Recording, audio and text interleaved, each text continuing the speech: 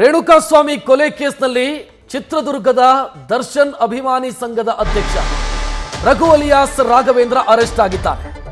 ಆತನ ಹಿನ್ನೆಲೆಗಳು ಒಂದೊಂದೇ ಈಗ ಬೆಳಕಿಗೆ ಬರ್ತಾ ಇದೆ. ಆತನ ಪತ್ನಿಯ ಹಿನ್ನೆಲೆಯೂ ಕೂಡ ಈಗ ಗೊತ್ತಾಗ್ತಾ ಹೋಗ್ತಾ ಇದೆ. ರಘು ಮೇಲೆ ಒಂದಿಷ್ಟು ಆರೋಪಗಳು, ಪತ್ನಿಯ ಮೇಲೆ ಕಳ್ಳತನದ ಆರೋಪ ಇದೆ. ಅಭಿಮಾನಿ ಸಂಘ ಅಂತ ಕಟ್ಕೊಂಡು ರೌಡಿಸಂ ಮಾಡ್ತಾ ಇದ್ದ ರಘು, ಆತನ ಪತ್ನಿ ಐನಾತಿ ಕಳ್ಳಿ. ಪತ್ನಿಯ ಸ್ಟೋರಿ ಈಗ ರಿವೀಲ್ ಆಗ್ತಾ ಇದೆ. ರೇಣುಕಾಸ್ವಾಮಿ ಕೊಲೆ ಕೇಸ್ನ 4ನೇ ಆರೋಪಿ ರಘು ಅಲಿಯಾಸ್ ರಾಘವೇಂದ್ರ. ಚಿತ್ರದುರ್ಗದಲ್ಲಿ ದರ್ಶನ್ ಅಭಿಮಾನಿ ಸಂಘ ಅಂತ ಓಡಾಡ್ತಾ ಇದ್ದವನು. ದರ್ಶನ್ ಸಿನಿಮಾ ರಿಲೀಸ್ ಆದಾಗ ಕಟ್ಔಟ್ಗಳನ್ನು ಹಾಕಿ ಹಾಲಿನ ಅಭಿಷೇಕ ಮಾಡ್ತಾ ಇದ್ದಂಥ ವ್ಯಕ್ತಿ. ಆದರೆ ಆತನ ಹಿನ್ನೆಲೆ ನೋಡ್ತಾ ಹೋದರೆ ಆತ ಬೇರೆ ಬೇರೆ ಕೇಸಲ್ಲಿ ಸಿಕ್ಕಾಕೊಂಡಿದ್ದ. ಆತನ ಚಾರಿತ್ರ್ಯ ಸರಿ ಇರಲಿಲ್ಲ, ವ್ಯಕ್ತಿತ್ವ ಸರಿ ಇರಲಿಲ್ಲ, ನಡವಳಿಕೆ ಸರಿ ಇರಲಿಲ್ಲ ಅನ್ನೋದು ಗೊತ್ತಾಗ್ತಾ ಇದೆ. ಜೊತೆಗೆ ಆತನ ಪತ್ನಿಯೂ ಕೂಡ ಅಂಥದ್ದೇ. ಅಂದರೆ ಕಂತೆಗೆ ತಕ್ಕ ಬೊಂತೆ ಅಂತ ಒಂದು ಗಾದೆ ಇದೆ ಕನ್ನಡದಲ್ಲಿ, ಅಂಥದ್ದೇ. ಅಂದರೆ ರಾಘವೇಂದ್ರನಿಗೆ ಸರಿಯಾದಂಥ ಪತ್ನಿ ಆಕೆಯೂ ಕೂಡ. ಆಕೆಯ ಮೇಲೆಯೂ ಕೂಡ ಕಳ್ಳತನದ ಆರೋಪ. ಇನ್ನು ಈ ರಾಘವೇಂದ್ರ ಮತ್ತು ಆತನ ಪತ್ನಿ ಸಹನಾ ಇವರ ಬಗ್ಗೆ ಚಂದ್ರಮ್ಮ ಅನ್ನೋರು ಮಾತನಾಡಿದ್ದಾರೆ, ನೋಡೋಣ. ಸ್ವಾಮಿ ಹತ್ಯೆಗೆ ಪ್ರಮುಖ ಕಾರಣ ಯಾರು ಅಂತ ನಾವು ನೋಡಿದ್ರೆ, ಪ್ರಮುಖವಾದ ಕಾರಣ ಇಲ್ಲಿಂದ ಕಿಡ್ನಾಪ್ ಮಾಡಿದಂತಹ ಆರೋಪಿ ರಾಘವೇಂದ್ರ ಅಲಿಯಾಸ್ ರಘು. ಈತ ಚಿತ್ರದುರ್ಗದ ದರ್ಶನ್ ಅಭಿಮಾನಿಗಳ ಸಂಘದ ಜಿಲ್ಲಾಧ್ಯಕ್ಷ ಆಗಿರ್ತಾನೆ. ಈತನ ಮುಖಾಂತರವೇ ದರ್ಶನ್ ರೇಣುಕಾಸ್ವಾಮಿಯನ್ನ ಕಿಡ್ನಾಪ್ ಮಾಡಿಸ್ತಾರೆ. ಜೊತೆಗೆ ಸಹ ಆರೋಪಿಗಳು ಅಂದ್ರೆ ಕಿಡ್ನಾಪ್ಗೆ ಸಹಕರಿಸಿದಂತ ಆರೋಪಿಗಳೇನಿದ್ದಾರೆ ಅವ್ರಿಗೆ ಸಾಕಷ್ಟು ಜನರಿಗೆ ಈ ವಿಚಾರವೇ ಗೊತ್ತಿರಲಿಲ್ಲ. ಆದರೆ ರಾಘವೇಂದ್ರ ಎಲ್ಲರನ್ನೂ ಕೂಡ ಪುಸ್ಲಾಯಿಸಿ ರೇಣುಕಾಸ್ವಾಮಿ ಅವರನ್ನ ಇಲ್ಲಿಂದ ಕಿಡ್ನಾಪ್ ಮಾಡಿ ನೇರವಾಗಿ ಬೆಂಗಳೂರಿಗೆ ಕರೆದುಕೊಂಡು ಹೋಗಿದ್ದ. ಹಾಗಾದ್ರೆ ರಾಘವೇಂದ್ರನ ಬ್ಯಾಕ್ ಗ್ರೌಂಡ್ ಅನ್ನ ನಾವು ನೋಡೋದಾದ್ರೆ ಸಾಕಷ್ಟು ಕ್ರಿಮಿನಲ್ ಬ್ಯಾಕ್ ಗ್ರೌಂಡ್ ಇದೆ. ಈತ ಬರೀ ಈ ರೀತಿಯ ದಂಧೆಗಳನ್ನ ಅಥವಾ ದರ್ಶನ್ ಅವರ ಅಭಿಮಾನಿ ಅಂತ ಹೇಳ್ಕೊಂಡು ದುಂಡಾವರ್ತನೆಯನ್ನ ಅಥವಾ ಗುಂಡಾಗಿರಿಯನ್ನ ಮಾಡ್ತಾ ಇದ್ದ ಅಂತ ಹೇಳಿ ಸಾಕಷ್ಟು ಜನ ಚಿತ್ರದುರ್ಗದ ಅಂದ್ರೆ ಅವರ ಅಕ್ಕಪಕ್ಕದ ನಿವಾಸಿಗಳು ಕೂಡ ಆರೋಪ ಮಾಡ್ತಾ ಇದ್ರು. ನನ್ನ ಜೊತೆಲಿ ಈಗ ಅವರ ಅಕ್ಕಪಕ್ಕದ ನಿವಾಸಿ ಇದ್ದಾರೆ, ಚಂದ್ರಮ್ಮ ಅಂತ. ಅವ್ರನ್ನ ಮಾತನಾಡಿಸ್ತೀನಿ. ಹೇಗಿದ್ದ ರಾಘವೇಂದ್ರ? ಯಾಕಂದ್ರೆ ರಾಘವೇಂದ್ರ ಮತ್ತೆ ಸಹನಾ ಮೇಲೆ ಸಾಕಷ್ಟು ಈ ಹಿಂದೆ ಕೂಡ ಕಂಪ್ಲೇಂಟ್ಗಳು ದಾಖಲಾಗಿದ್ವು. ಸಾಕಷ್ಟು ಕ್ರಿಮಿನಲ್ ಇದ್ದಾರೆ ಇವರು ಅನ್ನೋ ಮಾತುಗಳು ಕೂಡ ಕೇಳ್ಬರ್ತಿತ್ತು. ಜೊತೆಗೆ ಈ ಪ್ರಕರಣದಲ್ಲಿ ದುಡ್ಡು ಕೂಡ ಸಹನಾ ಅವರ ಬಳಿ ಸೀಸ್ ಮಾಡಲಾಗಿತ್ತು. ಸದ್ಯ ಅವರ ಪಕ್ಕದ ಮನೆ ನಿವಾಸಿ ಅಂದ್ರೆ ಅಕ್ಕಪಕ್ಕದ ನಿವಾಸಿ ಇದ್ದಾರೆ, ಅವ್ರನ್ನ ಮಾತನಾಡಿಸ್ತೀನಿ. ಮೇಡಮ್, ಈಗ ರಾಘವೇಂದ್ರ ಅವರು ನಿಮ್ಮ ನೈಬರ್ಸ್, ಇಲ್ಲೇ ಪಕ್ಕದ ನಿವಾಸಿಗಳು. ಹೇಗಿರ್ತಿದ್ರು ಅವರು ಇಲ್ಲಿ ಏರಿಯಾದಲ್ಲಿ? ರೌಡಿ ತರನೇ ಬರೋನು ಸರ್, ರೌಡಿ ತರನೇ ಬರೋನು. ನಮಗೆಲ್ಲ ದೂರ ನೋಡೋನು. ಹಂಗಾಗಿ ಅವ್ನು ಕುಡ್ಕೊಂಡ್ ಬಂದು ಅವನ ಹೆಂಡತಿ ಹತ್ರ ಭಾಳ ಜಗಳಾಡೋನಂತೆ. ಹಂಗಾಗಿ ಆ ಅಜ್ಜಿ ಬರಬೇಡ ಅಂತ ಹೇಳಿದ್ರು, ಬಂದು ಹೋಗಿದ್ದಾನೆ ಅಷ್ಟೇ. ಅಂದ್ರೆ ಈ 12 ಮನೆ ಏನೋ ಬದಲಾಯಿಸ್ತಿದ್ದ, ಗಲಾಟೆ ಮಾಡಿದ, ಬಂಗಾರ ಕಳೆದ್ಮೇಲೆ ಅವ್ನಿಗೇನು ಗೊತ್ತಿರ್ಲಿಲ್ಲ. ಫಸ್ಟು ಗೋಪಾಲ್ಪುರದಲ್ಲಿ ಇದ್ದ. ಅಲ್ಲಿಂದ ಬಂದು ಸಹನಾ ನಮ್ಮನೆ ಕಳ್ತನ ಮಾಡಿದ್ರು. ಕಳ್ತನ ಮಾಡ್ಕೊಂಡು ಅಷ್ಟು 11 ತೊಲ ಬಂಗಾರನೂ ತಗೊಂಡೋದಳು. ಹೆಂಗ್ ಕಳ್ತನ ಮಾಡಿದ್ರು? ಬಂದ್ರು ಒಂದ್ ದಿವಸ, 2 ದಿವಸ ಬಂದ್ರು. ಅವ್ರ ಅಜ್ಜಿ ಮನೆ ನಮ್ಮನೆ ಇತ್ತ. ಫಸ್ಟಿಂದ ನಮ್ ಪರಿಚಯ ಇದ್ದು ಅಕ್ಕ ಅಂತ ಓಡಾಡಳು. ಆಮೇಲೆ ಬ್ಯೂಟಿ ಪಾರ್ಲರ್ ಕಲಿತೀನಿ, ದುಡ್ಡು ಕೊಡಮ್ಮ ಅಂತ, ಆಟಕ್ಕೆ ದುಡ್ಡು ಕೊಡು ಅಂದಳು. ನಾನು ಇಲ್ಲ ಕಣೆ, ದಿನ ಯಾಕೆ ಕೊಡೋಣ, ಊಟ ಮಾಡ್ಕೊಂಡು ಹೋಗು, ದುಡ್ಡು ಕೇಳಬೇಡ ಅಂತಿದ್ದೆ. ನಮ್ಮ ಮನೆಯವರು ಕೊಡೆ, ನಮ್ಮ ಮಗಳಿದ್ರೆ ಕೊಡ್ತಿರ್ಲಿಲ್ಲ ಅಂತಂದೇಳಿ ದಿನ 5 ರೂಪಾಯಿ ನಾವು ಕೊಟ್ಟು ಕಳಿಸ್ತಿದ್ವಿ. ಅವಳಿಗೆ ಗೊತ್ತು, ಕೇಳಬೇಕಾದ್ರೆ ದಿನ 5 ರೂಪಾಯಿ ಕೊಟ್ಟು ಕಳಿಸ್ತಿದ್ವಿ. ಹಂಗಾಗಿ ಹಿಂಗೆ ಮಾಡಿ ಅವ್ರ ಅಜ್ಜಿ ಕೊಟ್ರಮ್ಮ ಅಂತ ಆ ಅಜ್ಜಿ ಮದುವೆ ಮಾಡ್ಕೊಂಡು ಒಂದು 6 ತಿಂಗಳ ವರ್ಷ ಇದ್ಮೇಲೆ ಮತ್ತೆ ಅವ್ನ ರಘುದ್ ಜೊತೆ ಮಾಡ್ಕೊಂಡು ನಮ್ಮನೆಗೆ ಬಂದ್ಬಿಟ್ಟು, ಅಕ್ಕ ನಾವು ಹಿಂಗೆ ಬಾನೆ ಬಿಟ್ಟು ಬಂದ್ಬಿಟ್ಟಿದೀವಿ, ನಂಗೆ ದುಡ್ಡು ಕೊಡು, ಬೇಕು ಅಂದ್ಲು. ಇಲ್ಲಮ್ಮ, ನಾ ದುಡ್ಡೆಲ್ಲ ಕೇಳಬೇಡ, ನಿಮ್ಮಂಥವ್ರಿಗೆಲ್ಲ ದುಡ್ಡು ಕೊಡಲ್ಲ ನಾನು ಅಂತ ಆಗಲೇ ಅಂದೆ.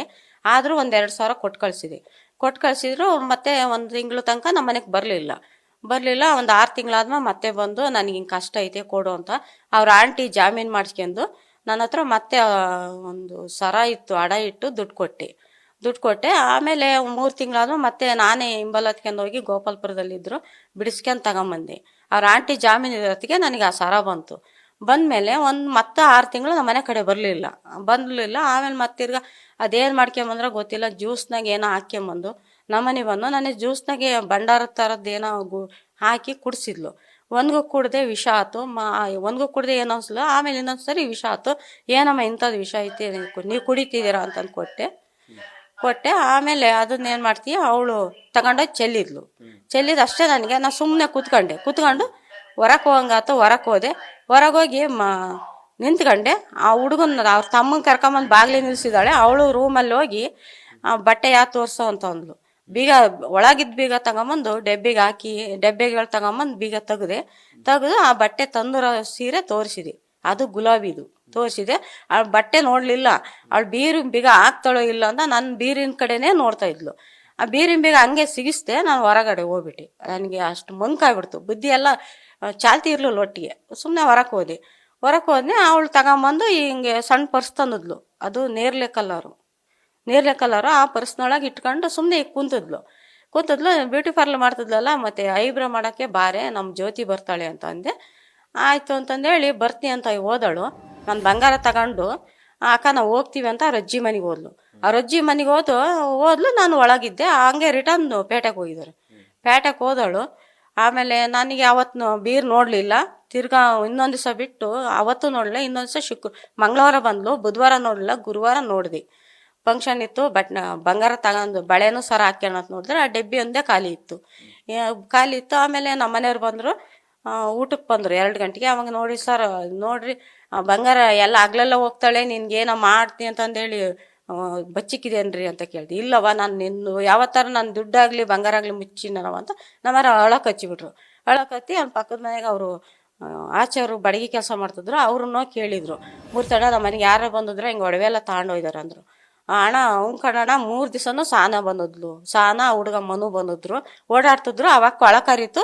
ಬಿಡು, ಇನ್ನೇನು ಅಕ್ಕಪಕ್ಕದವರು ಏನೋ ಮಾತಾಡ್ತಾರೆ, ನಾವು ಗೆಸ್ ಮಾಡಲಿಲ್ಲ ಅಣ್ಣ ಅಂತಂದ್ರು. ಹಂಗಂದಕ್ಕೆ ಅವಳೊಂದು ಫೋನ್ ನಂಬರ್ ಕೊಟ್ಟಿದ್ಲು. ಸಾನ ಹಿಂಗೆ ನಮ್ಮ ಮನೆಗೆ ಆಗಿತ್ತು ಕಣ. ಫೋನ್ ಬೇಗ ಎತ್ತಿದ್ಲು.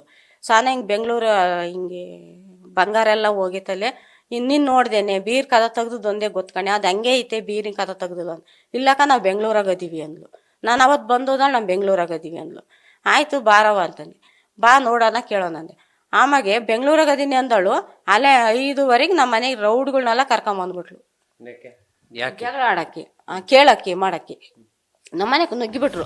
ನೀನು ಹೆಂಗೆ ಸುಮ್ಮನೆ ನಮಗೆ ಕಳ್ತನ ಹೊಡಿಸಿದೆ ಹಂಗೆ ಹಿಂಗೆ ಅಂತ ಒಳ್ಳೊಳ್ಳೆ ಬಟ್ಟೆ ಹಾಕಿ ಅಂತ ಬಂದ್ಬಿಟ್ರು. ಆಮೇಲೆ ನಾವು ಕಂಪ್ಲೇಂಟ್ ಕೊಟ್ಟು ಬಂದಿದ್ವಿ. ಅಷ್ಟೊತ್ತಿಗೆ ಇಲ್ಲೇ ರೂರಲ್ ಸ್ಟೇಷನ್ನಲ್ಲಿ ಕೊಟ್ಟು ಬಂದ್ವಿ. ಆಮೇಲೆ ಸಬ್ ಇನ್ಸ್ಪೆಕ್ಟ್ರು ನಾಗರಾಜ್ ಸಾರು, ಪೊಲೀಸು, ನಾಯಿ, ಜೀಪ್ 2 ಎಲ್ಲ ಬಂದು ಆಮೇಲೆ ನಾಯಿ ಫಸ್ಟ್ ಒಳಗೆ ಬಿಟ್ಟರು. ಆ ನಾಯಿ ಎಲ್ಲ ಬೀರ್ ಹತ್ರ ಹೋತು, ಅಡುಗೆ ಮನೆಗೆ ಹೋತು. ನಾನು ಹಿಂಗೆ ಅಡುಗೆ ಮನೆ ಹತ್ರ ನಿಂತಿದ್ದೆ.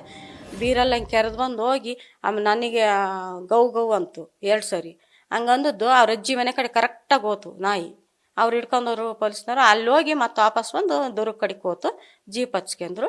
ಆಮೇಲೆ ಹೌದು ಸರ್ ಕೇಳಿದರು ಮತ್ತೆ ನನಗೆ, ಏನು ಹ್ಞೂ ಸರ್ ನಾಯಿ ಹೆಂಗೆ ಬಂದು ಹೋತಾ ಹಂಗೆ ಬಂದು ಹೋದ್ಲು ಸರ್ ಅಂತ ಅಂದೆ. ಹಂಗಂದದ್ದು ಕಂಪ್ಲೇಂಟ್ ಆತಾ. ಮತ್ತೆ ತಿರ್ಗಾ ಇನ್ನೊಂದು ಸರಿ ಕರೆಸಿದ್ರು ಪೊಲೀಸ್ನವ್ರು ನನಗೆ. ಇನ್ನೊಂದು ದಿವಸ ಹೋಗಿ ಬಂದೆ ಅಷ್ಟೇ ಸರ್. ಹೋಗಿ ಬಂದು ಅಷ್ಟೇ ನಾವು. ಆಮೇಲೆ ಮತ್ತೆ ಇನ್ನೊಂದು ಸರಿ ರೌಡಿಗಳು ಕರ್ಕೊಂಬಂದು ನಾವು ಸ್ಟೇಷನ್ಗೆ ಹೋಗಕ್ಕೂ ಅವ್ರು ರೌಡಿ ಕರ್ಕೊಂಬರಕ್ಕೂ ಅವನೇ ಬಂದು ರಾಘವೇಂದ್ರ ಬಂದು ಹಂಗೆ ನಮ್ಗೆ ಹೊಡಿಯೋಕ್ಕೆ ಬಂದ್ಬಿಟ್ಟ ಸರ್. ಹೊಡಿಯೋಕ್ಕೆ ಬಂದಮೇಲೆ ಆಮೇಲೆ ಬೇಗ ನಿಂಗಪ್ಪ ಐತಿ ಅಯ್ಯಪ್ಪ ಈಗ ಮೆಂಬರ್ ಆವಣ್ಣ ಬಂದು ಬಿಡಿಸ್ತು. ಇಲ್ಲಾಂದ್ರೆ ನಮ್ಗೆ ಹೊಡೆದೇ ಬಿಡೋರು. ಇಬ್ಬರು ಬಂದು ಒಳಗೆ ನುಗ್ಗಿ ಹೊಡಿತಾರೆ. ಫೋಟೋ ಹೊಡ್ಕೊಳಕ್ಕೆ ಬರ್ತಾನೆ, ವಿಡಿಯೋ ಕಾಲ್ ಮಾಡ್ತೀನಿ ಅಂತಾನೆ. ನಮ್ಮ ಅಕ್ಕರ ಮಕ್ಕಳು ಅವರೆಲ್ಲ ದೂರ ಹೋಗೇ ಬಿಟ್ರು. ನಮ್ಗೆ ಈ ಸವಾಸ ಬೇಡ ಅಂತಂದೇಳಿ. ಅವನು ರೌಡಿ ಅಂತ ಅದಕ್ಕೆ ನಿಂಗಪ್ಪ ಐತಿ ಸಾಕ್ಷಿ ಹೇಳ್ತದೆ. ಬೇಕಾದ್ರೆ ಕರೆದ್ರು ಅವಣ್ಣ ಹೇಳ್ತು, ನಾನು ಬಂದು ಸಾಕ್ಷಿ ಹೇಳ್ತಮ್ಮ ನಾನೆಲ್ಲ ಮೆಡ್ಸಿದ್ದು ಅಂತ. ಆವಾಗ ನಾವೇ ಮಾಡ್ತೀವಿ, ಗಂಡ ಹೆಂಡತಿ ಹೆದರಿಕೆಂದು ಸುಮ್ಮನೆ ಆಗ್ಬಿಟ್ವಿ. ಹೋಗಿ ಕೇಸು ವಾಪಸ್ ತಗೊಂಡು, ನಾನು ಕೇಸ್ ವಾಪಸ್ ತಗೊಳಲ್ಲ, ಅಲ್ಲೇ ಇರಲಿ, ಹೋಗಿ ಹೇಳಿ ಬರ್ತೀವಿ. ನಮ್ಮ ಮೇಲೆ ಹಿಂಗೆ ರೌಡಿಯಾಗಿ ಜಂಪ್ ಬರ್ತಾರೆ ಸರ್. ಕಳೆದೋದ್ರು ಹೋಗತ್ತೆ, ನಮಗೆ ಹೆಣ್ಮಕ್ಳಿಲ್ಲ, ಒಡವೆ ಹೋದ್ರೋಕತ್ತೆ, ನಮ್ದು ಹೊಲ ಮನೆ ಐತೆ ಮಾಡಿಸ್ಕೊಂತೀವಿ. ಅವಳು ಪುಟ್ಬಾತ್ ಹೆಂಗ್ಸು ಹೋಗ್ಲಿ ಬಿಡು ಸರ್, ಅವಳಿಗೇನು ದೇವರು ಒಳ್ಳೇದು ಮಾಡಲ್ಲ ಅಂದ್ವಿ. ಆಮೇಲೆ ಒಂದು 3 ತಿಂಗಳು 6 ತಿಂಗಳಾದಮೇಲೆ 1 ವರ್ಷ ನಡೀತಲ್ಲ. ಆಮೇಲೆ ಹೋದ್ರೆ ಆ ಸಣ್ಣ ಹುಡುಗಿನ ಪ್ರಮಾಣ ಮಾಡಿದ್ಲು. ನಾನು ಆಂಜನೇಯನ ಧೂಳ್ತ ತಗೊಂಡೋಗಿದ್ದೆ. ಈಗಲೂ ಹೇಳಿದ್ರೆ ಎಲ್ಲ ಕರೆಕ್ಟ್ ಐತೆ. ಅಲ್ಲಿ ತಗೊಂಡೋಗಿದ್ದೆ. ಇದನ್ನ ಮುಟ್ಟು ಪ್ರಮಾಣ ಮಾಡೋ ಮತ್ತೆ ಅಂದೆ. ಅದು ಮುಟ್ಲಿಲ್ಲ ಸರ್. ಅವಳು ಬೇಡ ಅಂದ್ಲು. ಆ ಹುಡುಗಿನ ಇವಳ ಆಣೆಗೂ ಆ ಮಗಳು ನಿಂಗೆ ಆಣೆ ಅಂತದಲ್ಲ. ಆ ಹುಡುಗಿನ ನಾನು ಕರ್ಕೊಂಡೆ. ನೀನು ಬಂಗಾರ ತಿಂದರೆ ನೀನೇ ತಿನ್ನ, ಆ ಹುಡುಗಿನ ಸಾಕೆ ತಂಬರೆ ಅಂತಂದೇಳಿ ಹಿಡ್ಕೊಂಡೆ. ಆಮೇಲೆ ಆವಾಗಿಂದ ನಾನು ದರ್ಶನ ಫ್ಯಾನು, ನಾನು ಎಂಥದ್ದು ಸಂಘದ ಲೀಡ್ರ್ ಆಗೀನಿ, ಹಂಗೆ ಹಿಂಗೆ ಅಂತ ಪೊಲೀಸ್ನವ್ರಿಗೆ ಹೇಳಿ ಅದು ಸುಳ್ಳು ಅಂತ ಬರೀಸ ಅಂತಂದೇಳಿ ಅವನೇ ಹೇಳ್ಬಿಟ್ಟು ಬರ್ಸಿದ್ದು ಸರ್. ಆ ನಾಗರಾಜ್ ಸರ್ ಅವಾಗ ಇದು ರಿಟೈರ್ಡ್ ಆಗಿಬಿಟ್ರು. ನಾವು ಅಲ್ಲಿಗೆ ಸುಮ್ಮನೆ ಆಗ್ಬಿಟ್ಟೆ. SB ಆಫೀಸ್ಗೆ ಹೋದೆ, DC ಆಫೀಸ್ಗೆ ಹೋದೆ. ಕವಳಪ್ಪರ್ ಇದ್ರು ಸರ್ ಕೇಳ್ಬೇಕಾರೆ, ಕವಳಪ್ಪರ್ ಇದ್ರು. ಆಮೇಲೆ ಅವನ ಎಂತನ SB ಆಫೀಸ್ನಾಗ ಎಂತಾರ ಇದ್ರು ಅವರು. ಅಲ್ಲ, ಈಗ ರಾಘವೇಂದ್ರ ದರ್ಶನ್ ಅವ್ರ ಫ್ಯಾನು ಅಂತ ಹೇಳ್ಕೊಂಡು ಇಲ್ಲೆಲ್ಲ ಗಲಾಟೆ ಮಾಡಿದಾರೆ. ಎಲ್ಲ ರೌಡಿ ಜಮ್ ಮಾಡೋ, ಎಲ್ಲ ರೌಡಿ ಜಮ್. ನಾನು ದರ್ಶನ್ ಫ್ಯಾನು, ನಾನು ಆ ಥರ ಈ ಥರ ಇದೀನಿ, ನಾನು ಅಷ್ಟು ರೌಡಿ ಇದಾರೆ, ನನಗೆ ಇಷ್ಟು ರೌಡಿ ಇದ್ದಾರೆ, ಯಾರು ನನಗೆ ಮಾತಾಡ್ಸ್ಲಿ ಅಂತಂದೇಳಿ ನಮ್ಮ ಎಲ್ಲ ಹೇಳೋನು. ನಮ್ಮ ಮುಖನೂ ನೋಡೋಣ, ಇಲ್ಲಿ ಆಟ ಯಾರ್ದ ಬಾಡಿಗೆ ತಂದು ಆಟ ಹೊಡಿಯೋನು. ಆಮೇಲೆ ನಮ್ಮ ಮುಖನೂ ನಾನು ಹಿಂದ್ಗಡೆ ಹೋಗ್ದಂಗೆ ಆಗ್ಬಿಟ್ಟು. ಇವತ್ತು ಪೊಲೀಸ್ ಬಂದಾಗ, ನೀವು ಬಂದಾಗ ಹೋಗಿ ನೋಡ್ಕೊಂಬಂದಿ ನೋಡಿ ಸರ್. ಹಿಂಗೆ ರೌಡಿ ಮಾಡೋನು. ನಾನು ಒಂಟಿ ಓಡಾಡೋದೇ ಕಷ್ಟ ಆಗ್ಬಿಡು ಸರ್. ಹೆದರಿಕೊಂಬಿಡ್ತಿದ್ದೆ. ಅವ್ನು ಏನು ಮಾಡ್ತಾನೆ, ಎಲ್ಲೋ ನಾನು ಪೇಟೆಗೆ ಹೋಗೋದೇ ಬಿಟ್ಟೆ. ಎಲ್ಲ ಕೆಟ್ಟ ಮಾತೆಲ್ಲ ಒರೆಸ್ಬಿಟ್ರು ನನ್ನ ಮೇಲೆ. ನೀವೇ ಕಳ್ತನ ಮಾಡಿರ, ನೀವೇ ಬಚ್ಚಿಕೊಂಡಿರ, ಹಾಗೆ ಈಗ ಅಂತ ಹೇಳಿದ್ರು. ಆಯ್ತು ಬಿಡು ಅಂತಂದ್ರೆ ನಂಗೆ ಗಂಡನ. ಆಮೇಲೆ ನಂಗೆ ಗಂಡ ಇದು ಇಲ್ಲಿ ಬಾರ್ ಹತ್ರ, ಇಲ್ಲೇ ಒಂದು ಬಾರ್ ಐತಲ್ಲ, ಕೀರ್ತಿ ಬಾರ್ ಅಂತದೈತೆ, ಆ ಬಾರ್ ಹತ್ರ ಅವ್ರು ಎಣ್ಣೆ ಹೊಡಿಯೋಕೆ ಹೋಗಿದ್ರು. ಈ ಮನೆಗೆ ಬಂದಮೇಲೆ ಅವ್ರ ಹಿಂಬಲ್ ಹತ್ಕೊಂಡು ಹೋಗಿ ಅವ್ರನ್ನೆಲ್ಲ ಎದುರಿಸ್ತಾನೆ. ಏನು ನಿನ್ನ ಹೆಂಡ್ತಿ ಸುಮ್ಮನೆ ನಮ್ಮ ಮೇಲೆಲ್ಲ ಕಳ್ತನ ವರ್ಷಿದ್ಲು, ಹಂಗೆ ಹಿಂಗೆ, ನಾವು ಕಳ್ರಾಗಿದ್ದೀವ, ನಾವು ಆಗಿದ್ದೀವ, ಹೀಗದೀವ. ನಮ್ಮ ಮನೆಯವರು ಬಾರ್ ಹತ್ರ ಹೋಗ್ದಂಗೆ ಅವ್ರನ್ನ ಎದುರಿಸ್ಬಿಟ್ಟು, ನೀನು ಕುತ್ತಿಗೆಜಿಗೆ ಸಾಯಿಸ್ಬಿಡ್ತೀನಿ ಹಂಗೆ ಹಿಂಗೆ ಅಂತ. ಅವ್ರು ನನಗೆ ಹೇಳ್ದಂಗೆ ಅದನ್ನೇ ಯೋಚನೆ ಇಟ್ಕೊಂಡು ಒಂದು ದಿವಸ ಹೋಗಿ ಆಕ್ಸಿಡೆಂಟ್ ಮಾಡ್ಕೊಂಡು ಹೋಗ್ಬಿಟ್ರು. ಎಲ್ಲ ಹೋಗಿ ಸಿರಿಗೆರೆ ಹತ್ರ ಈ ಥರ ಎಲ್ಲ ಎದುರಿಸ್ಬಿಟ್ರು. ನಮ್ಗೆ ಸುಮ್ಮನೆ ಆಗ್ಬಿಟ್ಟಿವಿ ಸರ್. ನಾವು ಏನೇನು ಮಾತಾಡೋಕ್ಕಾಗಲಿಲ್ಲ. ಹೋದ್ರೆ ಹೋಗ್ತದೆ ಬಿಡಮ್ಮ ಅಂತಂದೇಳಿ ಎಲ್ಲ ನಮ್ಮ ಅಕ್ಕರಿಗೆಲ್ಲ ಬೈದರು.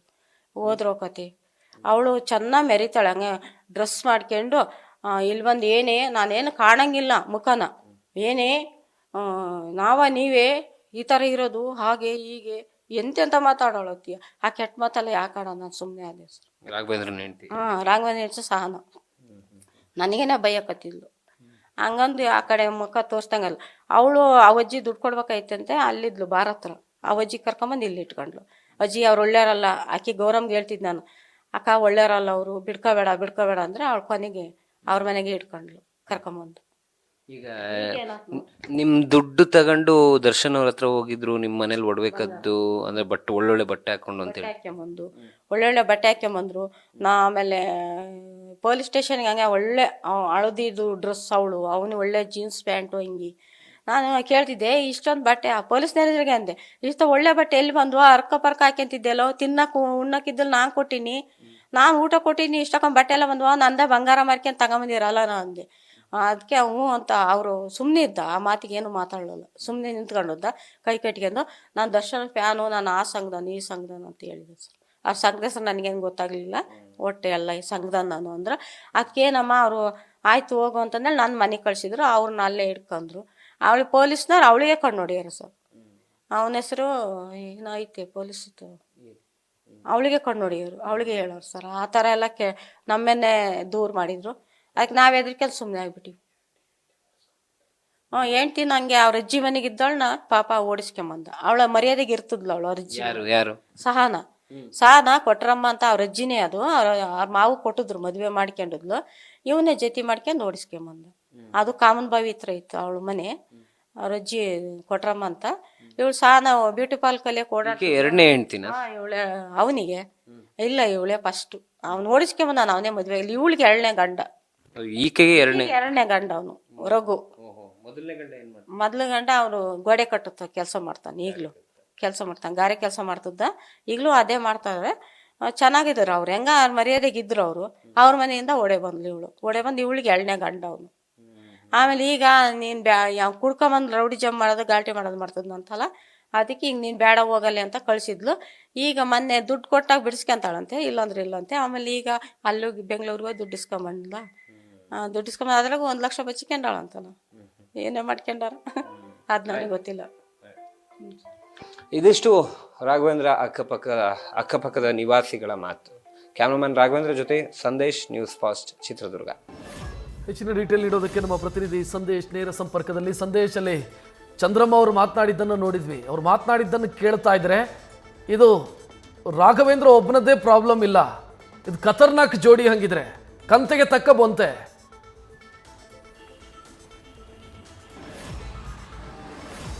ರಕ್ಷತ್, ಖಂಡಿತವಾಗ್ಲು ಅಂದ್ರೆ ಇಬ್ಬರು ಜೋಡಿ ಕೂಡ ಇದು ಐನಾತಿ ಜೋಡಿ ಅಂತಾನೆ ಹೇಳ್ಬೋದು. ಯಾಕಂದ್ರೆ ಅಲ್ಲಿನ ನಿವಾಸಿಗಳು ಅಥವಾ ಅಕ್ಕಪಕ್ಕದ ಮನೆಯವರಾಗಿರ್ಬೋದು, ಜೊತೆಗೆ ಆ ಸ್ಥಳೀಯ ನಿವಾಸಿಗಳ ಹೇಳೋ ಪ್ರಕಾರವಾಗಿ ಇವರಿಬ್ರು ಕೂಡ ಸಾಕಷ್ಟು ಕ್ರಿಮಿನಲ್ ಇದ್ದಾರೆ. ಅಂದ್ರೆ ಇವರಿಬ್ರು ಮೇಲೆ ಕೂಡ ಸಾಕಷ್ಟು ಕ್ರಿಮಿನಲ್ ಕೇಸಸ್ಗಳಿದೆ ಅನ್ನೋ ಮಾತನ್ನ ಹೇಳ್ತಾ ಇದ್ದಾರೆ. ಇವರು ಕೋಳಿ ಬುರ್ಜಿನಹಟ್ಟಿ ನಿವಾಸಿಗಳಾದ್ರೂ ಕೂಡ ಎಲ್ಲೋ ಒಂದ್ ಕಡೆ ಅಲ್ಲಿಂದ ಸುಮಾರು 12 ಮನೆಗಳನ್ನ ಸದ್ಯ ಮೆದೇಹಳ್ಳಿಯ ಒಂದು ಗಣಪತಿ ನಗರ ಏನಿದೆ ಅಲ್ಲಿ ಅವರು ಈಗ ವಾಸವಾಗಿದ್ದಾರೆ. ಆದ್ರೆ 12 ಮನೆಗಳನ್ನ ಇವರು ಇಲ್ಲಿಯವರೆಗೂ ಕೂಡ ಚೇಂಜ್ ಮಾಡಿರುವಂಥದ್ದು. ಅಂದ್ರೆ 12 ಬಾಡಿಗೆ ಮನೆಯಲ್ಲಿ ವಾಸವಿದ್ರು. ಯಾಕಂದ್ರೆ ಪ್ರತಿ ಬಾಡಿಗೆ ಮನೆಗೆ ಹೋದಂತ ಸಂದರ್ಭದಲ್ಲೂ ಕೂಡ ಕುಡಿದು ಗಲಾಟೆ ಮಾಡೋದು ಅಥವಾ ಮಾಲೀಕರ ಮೇಲೆ ಅಥವಾ ಓನರ್ಗಳ ಮೇಲೆ ಗಲಾಟೆ ಮಾಡೋದು ಇದೇ ರೀತಿಯಲ್ಲಿ ಮಾಡ್ತಾ ಇದ್ರು. ಹಾಗಾಗಿ ಓನರ್ಗಳು ಮನೆಯನ್ನ ಖಾಲಿ ಮಾಡಿಸುವಂತ ಕೆಲಸವನ್ನ ಕೂಡ ಮಾಡ್ತಾ ಇದ್ರು. ಹಾಗಾಗಿ ಇಲ್ಲಿವರೆಗೂ ಕೂಡ 12 ಮನೆಯನ್ನ ಚೇಂಜ್ ಮಾಡಿದ್ದಾರೆ. ಜೊತೆಗೆ ಸಹನಾಗೆ ಇದು 2ನೇ ಮದುವೆ ಆಗಿದೆ. ಜೊತೆಗೆ ಲವ್ ಮ್ಯಾರೇಜ್ ಆಗಿದೆ. 13 ವರ್ಷದ ಹಿಂದೆ ಲವ್ ಮ್ಯಾರೇಜ್ ಆಗ್ತಾರೆ.